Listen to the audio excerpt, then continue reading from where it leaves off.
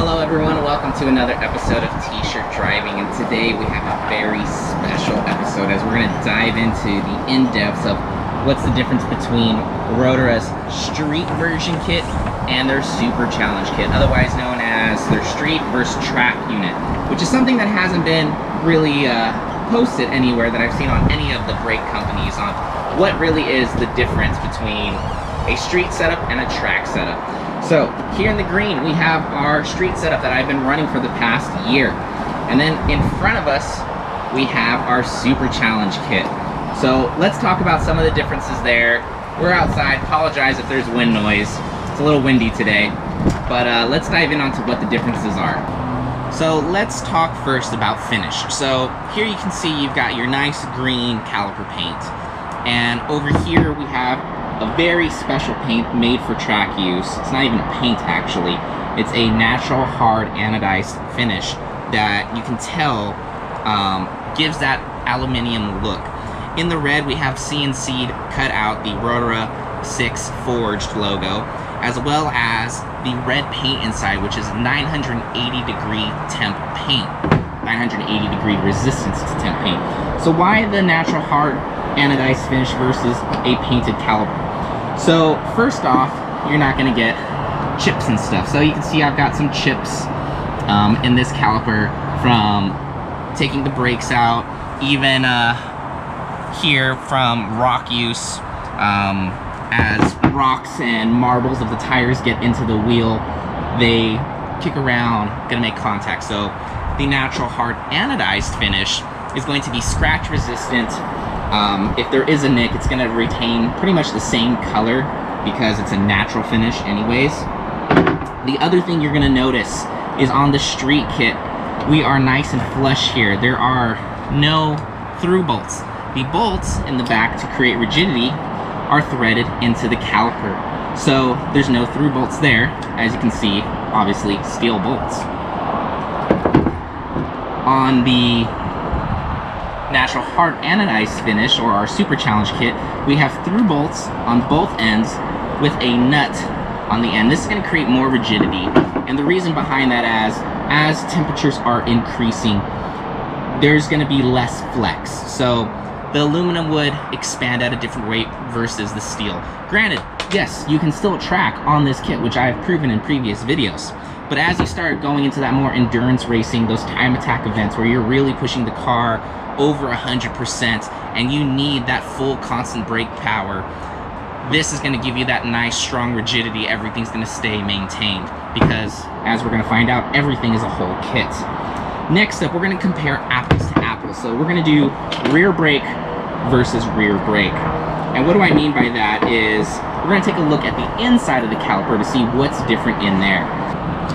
So as you can see right now, we're looking at the Street Challenge kit, and we've got a dust boot right here, which the magnet does stick to because there is a steel wire or spring that goes all the way around to hold that in. Dust boots are very important for street driving to reduce the amount of maintenance needed. Also, notice the design of the aluminum piston. It's hollowed out, so I could literally stick my magnet all the way through. As we saw when I rebuilt these kits, they're flat on the other end to allow the brake pressure to push them in. The other thing to note is on these forged calipers, you're going to notice we've got grooves that are CNC'd cut out on the top as well as on the bottom. You can see these grooves right here. And then as we switch over to our Super Challenge kit, the thing that we're going to notice right away, there are no dust boots, as well as these pistons looking a whole lot different. The reason behind that is these pistons are made of titanium, and you can even see these little holes are heat extractors or vents to add ventilation to allow, again, cooling, because the whole idea is we are trying to maintain the temperatures or combat the excessive heat. As well as our CNCs, you can see this groove, top groove, is definitely a lot bigger than our counterpart as I do a super zoomed in.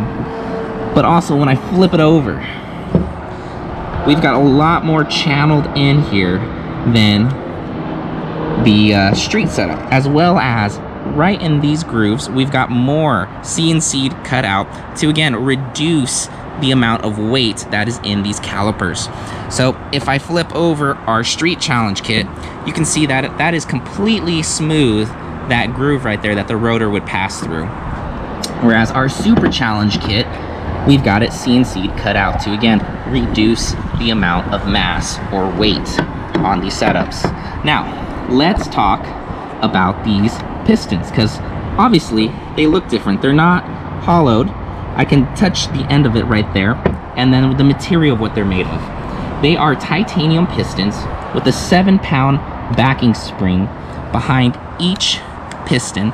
Even in our front unit, we have 7-pound backing springs. And what this does, or the reason behind that, is to increase your brake pedal pressure for that instantaneous moment you go to hit your brakes. Because when you're on track, you don't want brake fade. The 7 pounds isn't going to be enough to feel like you're constantly on the brakes, but it is going to increase that pressure feel, as well as having in both kits your stainless steel hard lines. So titanium pistons, they're also going to act as a heat shield for a thermal barrier, because you would think, wait a minute, you have a spring in there and you're going to have all this thermal capacity. Don't springs stop working under increase of heat? Well, yes, you're correct, but this is going to act as a great thermal barrier. They're ventilated, so the amount of heat that's actually getting behind the piston is very minimal when compared to the street setup. There's no spring behind these, it's just hydraulic fluid. And that's just a little bit of what's different between the two calipers. Now we're going to jump into the front caliper, and this is our big bad boy. And the reason why I say that is because this guy is 20% thicker for the pads. So the pads are 20% thicker, so in proportion this caliper is wider as well to allow room for the pads to fit. Now why are the pads thicker? Well, as you are racing, as you're endurance racing, time attack racing, you want one, more thermal capacity, but also two, you want more time out on the track before you have to change these pads. Also, the majority of our braking is done on the front, so that is why the front is the only one that is increased that way. The rears are going to maintain their size. They're going to be exactly the same dimensions and everything. And the big difference is on the rear, at least, is how much is ported out or CNC'd cut out. We're going to have more structural integrity because we have through bolts. We have titanium pistons versus aluminum. There are no dust boots. We have ventilated pistons. And they're also going to act as a heat shield with the 7-pound spring behind them, just to recap a little bit. So this natural hard anodized finish is something that in the Super Challenge kit is through everything. So it's even on the bell hat. It's even on the caliper mounting brackets. And again, this is to reduce resistance, as well, resistance to cracking, as well as being scratch resistant and just not going to fade over time with extended amounts of heat use.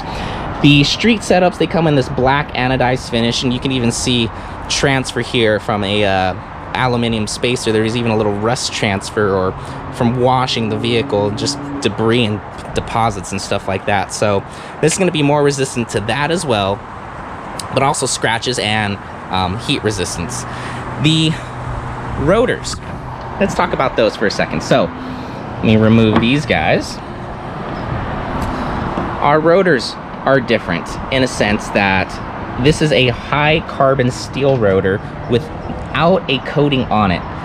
The street setup comes with a zinc coating on it to protect against corrosion and things like that. They are both still ventilated, as you can see in here, and you can see the magnet still sticks to both just fine. Should not stick to the aluminum bell hats.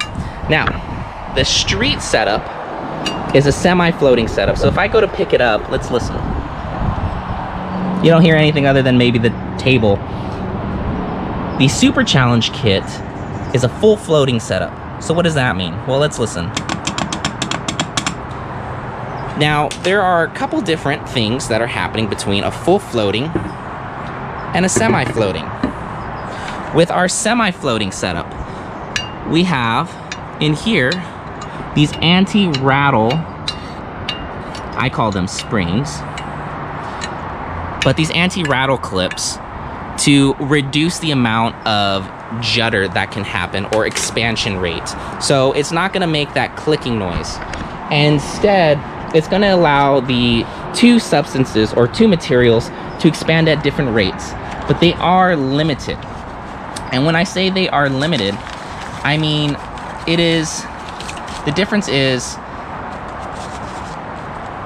7 millimeters, 0.7 millimeters for the full floating system of expansion rate versus 0.3 millimeters for the semi-floating expansion rate. And when we turn this over, there are no anti-rattles. So you've got all these guys and they move around. Now you're like, wait a minute, are they tight? Yes, they are tight in there, but it allows the system to fully float. And the reason behind that is when you are on the track experiencing extreme temperatures, both of these materials are going to expand at different rates. So it increases the axial and radial float due to those different expansions and compression rates when things cool down or heat up. Because again, this is a high carbon steel, this is aluminum. This is going to be exposed to those high temps first through the brake pad and the rotor contact, and then it's going to be transferred through as well. I mean, you're going to still have good ventilation, but again, different materials expand at different rates. So if you've ever experienced a juddering sensation, a lot of that is because on a semi-float system, whether it be OEM or the Rotora aftermarket street kit, if you get that sensation, it is because you've already met the expansion rate of what it can do. Now, another thing that it can be is deposit material. So we're going to talk a little bit about pad contact and where that's going to be developed, and that has to go with our front brakes, as there's a very interesting setup that is very unique that I have yet to see, and we're going to go ahead and switch to that. So in my hands, I am holding the bracket, and what's really cool about this bracket is, unlike the rear, which is just extending it out to make room for the caliper, you might have caught on already, is actually relocating the caliper. And what this is going to do is it's going to reclock it 12.5 degrees lower in the wheel. So right now, let's imagine it's here, and we'll get a shot of it on with the car too.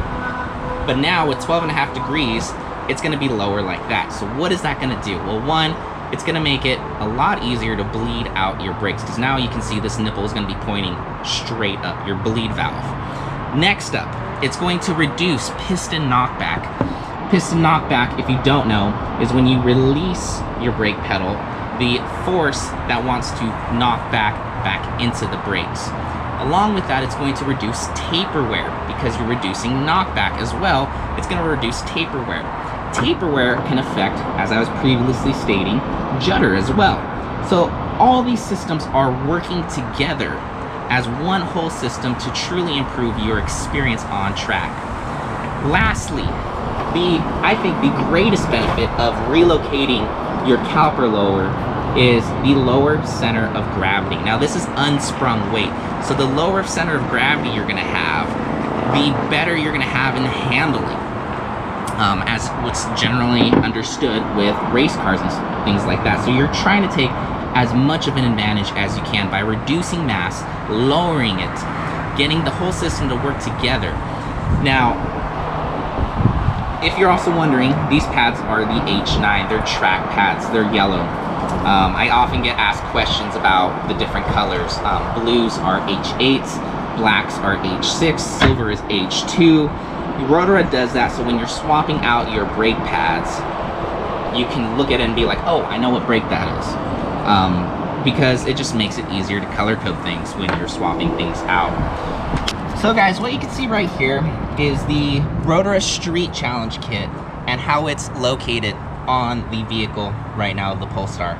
So what I wanted to show you is the reclocking, which we'll show when we install these as well, is going to actually rotate it 12.5 degrees to about there.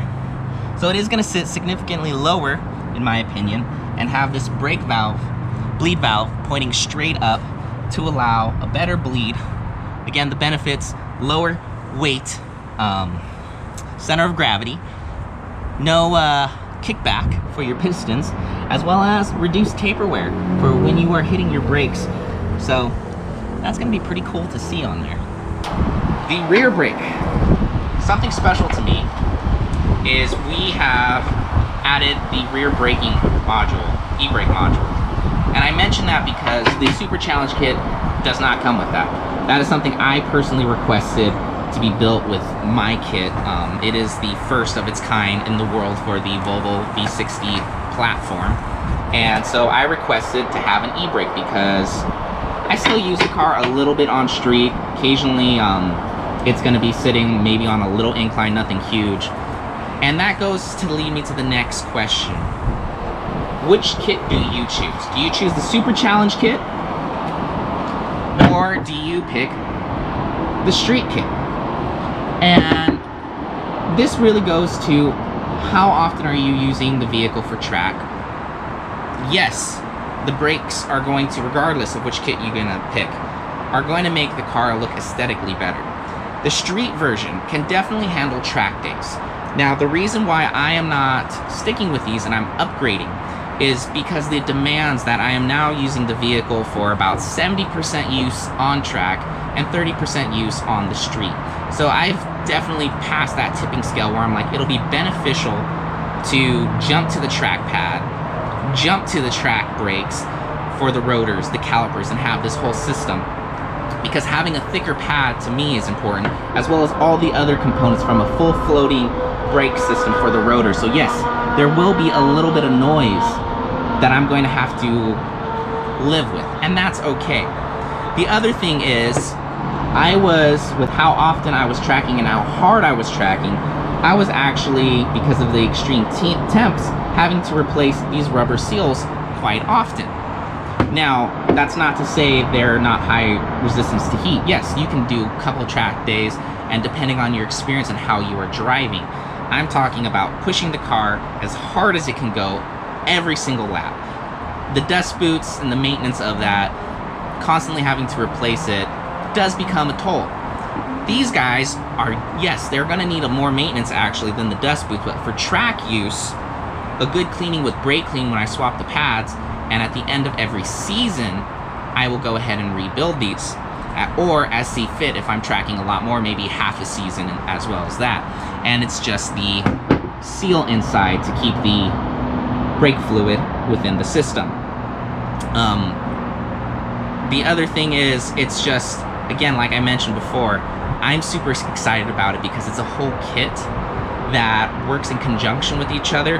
And if you are definitely enjoying a track day from time to time, but still mainly using it as a street car, go with the street setup.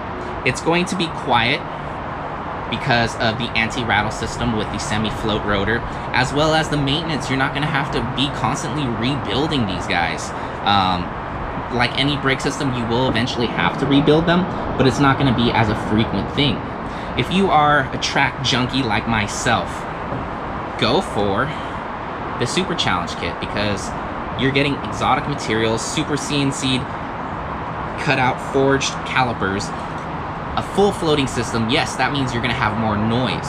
So when you're doing light braking, I'm probably going to hear some rattling, and I'm going to bring you along with the first drive to see what this noise is like. And I'm also going to have to maintain these a lot more. So there's things like that you have to really look at for how you use your vehicle. And it's something that I always tell people, it's not always about the biggest and best thing, but it's about how you use your vehicle to pick the modifications that you want.